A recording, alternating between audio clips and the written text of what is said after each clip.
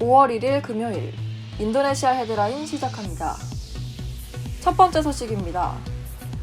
인도네시아 코로나19 확진자가 9,511명으로 늘어났으며 이 중 사망 773명, 완치 1,254명으로 집계돼 8.1%의 치사율을 보이고 있습니다. 하지만 실제 사망자는 2,200명 이상이라는 주장이 나왔습니다.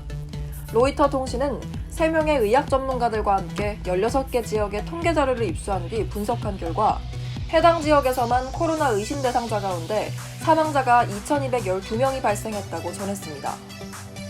이들 사망자가 정부 발표에서 누락된 이유는 코로나 확진까지 시간이 오래 걸려 분석 결과가 나오기 전에 사망하거나 아예 검사를 받지 못하고 사망한 경우이기 때문이라고 했습니다. 인도네시아 정부는 유전자 증폭 테스트를 향상시키기 위해 43만 개 이상의 코로나 진단 시약을 배포했습니다. 현재 46개 연구소에서 7만 5천여 개의 유전자 증폭 테스트가 완료됐으나 접촉 추정 대상자가 수십만 명 수준이라 아직도 부족하다는 평가입니다. 자카르타 인근의 위성 도시들도 대규모 사회적 제약을 2주간 연장했습니다. 대규모 사회적 제약 이후 보고르와 데폭 지역은 감염률을 38% 줄였으나 버카시 지역은 증가했습니다. 서부 자바주도의 반둥과 인근 지역은 결과를 평가한 후 연장 여부를 다음 주까지 결정할 예정이라고 합니다. 다음 소식입니다.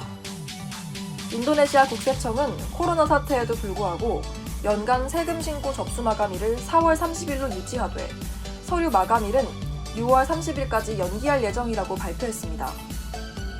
재무부에 따르면 24일 기준으로 약 946만 명의 납세자들이 연간 세금 신고서를 제출했으며 이는 전년 대비 8.8% 정도 감소한 수치입니다. 국세청은 사회적 거리두기 정책에 따라 연간 세금 신고도 온라인 신청을 권고했습니다. 지난 27일 자카르타 포스트는 자카르타의 소매 유통 매장과 사무실 임대료는 코로나19 발생에도 불구하고 비교적 안정세를 유지하고 있다고 발표했습니다. 지난 1월부터 3월까지의 월 평균 임대료는 사무실은 평방미터당 29만 9천 루피하며 소매 유통 매장은 평방미터당 18만 8,700 루피아 수준을 유지하고 있다고 전했습니다. 하지만 대규모 사회적 제한으로 부동산 공실률이 20% 정도 증가했으며 지속적으로 부동산에 타격을 줄 것으로 예상하고 있습니다. 인도네시아 투자청에 따르면 창고, 운송 및 통신 부문의 프로젝트 투자가 빠르게 증가하면서 올해 1분기 투자에서 23.4%로 가장 큰 투자 부문으로 부상했다고 발표했습니다. 그 뒤를 이어 기초금속, 금속재, 비기계 및 장비 부문, 전기가스 및 수도 부문 등이 기록됐습니다. 올해 1분기 투자는 총 210조 루피아로 전년 동기 대비 8% 증가한 수치입니다. 하지만 코로나 사태로 인해 주요 투자국인 중국, 일본, 말레이시아, 싱가포르 등의 대인이 투자가 위축되면서 해외 직접 투자는 전년 대비 9.2% 감소했다고 전했습니다. 인도네시아 정부가 각종 인프라 사업 비용까지 코로나19 대응에 투입하고 있지만 사태가 장기화되면서 예산이 모자라자 이딴 외부 수혈에 나서고 있습니다. 인도네시아 재무부는 국채를 팔아 40억 5천만 달러를 조달했으며 이슬람 개발은행과 세계은행, 중국이 주도하는 아시아인프라 투자은행에서도 각각 2억 5천만 달러 규모의 대출을 협상 중이라고 발표했습니다. 인도네시아 정부는 지난 7일 코로나19 대책 자금을 조달하기 위해 장기 채권을 발행해 총 43억 달러를 마련했고 아시아개발은행은 23일 인도네시아에 코로나19 대응을 위한 저리대출금 15억 달러를 승인했습니다. 인도네시아 정부는 코로나19 사태에 따른 의료, 복지, 경기부양용 지출 증가로 급증하는 재정 적자를 메우기 위해 부심하는 실정이며 2020년 재정 적자는 국내 총생산의 5.07%에 달해 10여 년 만에 가장 큰 폭으로 늘어날 전망입니다. 인도네시아의 올해 경제 성장률은 2.3% 또는 최저 마이너스 0.4%까지 떨어질 전망이며 실업률과 빈곤층이 급증하고 있습니다. 지난 29일 한국항공우주산업과 대우조선해양은 인도네시아 국방부에 정확도 95% 이상의 한국산 코로나19 진단키트 1만 회 분량을 전달했습니다. 이번 지원은 인도네시아가 우리나라 항공기와 잠수함을 운용하고 있는 방위산업의 최대 협력국이기에 인도주의적 차원에서 결정된 것입니다. 인도네시아는 우리 공군의 기본훈련기와 고등훈련기를 수입하여 운용하고 있으며 우리나라와 차세대 전투기도 공동 개발하고 있으나 분담금 재협상이 타결되지 않은 상태입니다.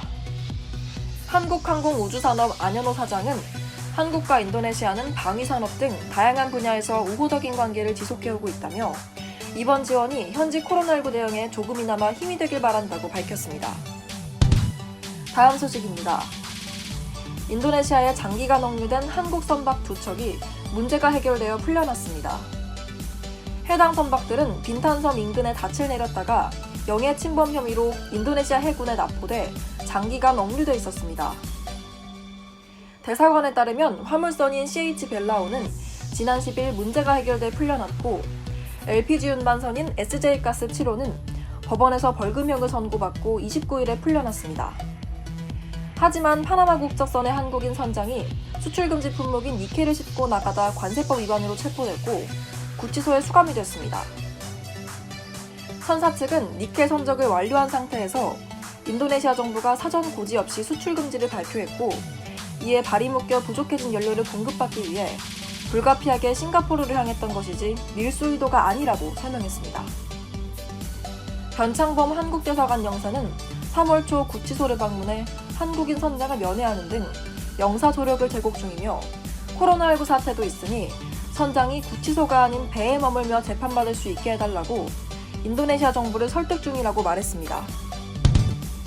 한국무역협회가 우리나라 스타트업의 해외 진출을 위한 첫 해외 테스트베드 사업으로 인도네시아 자카르타 롯데마트 테스트베드 참여 기업을 모집한다고 밝혔습니다.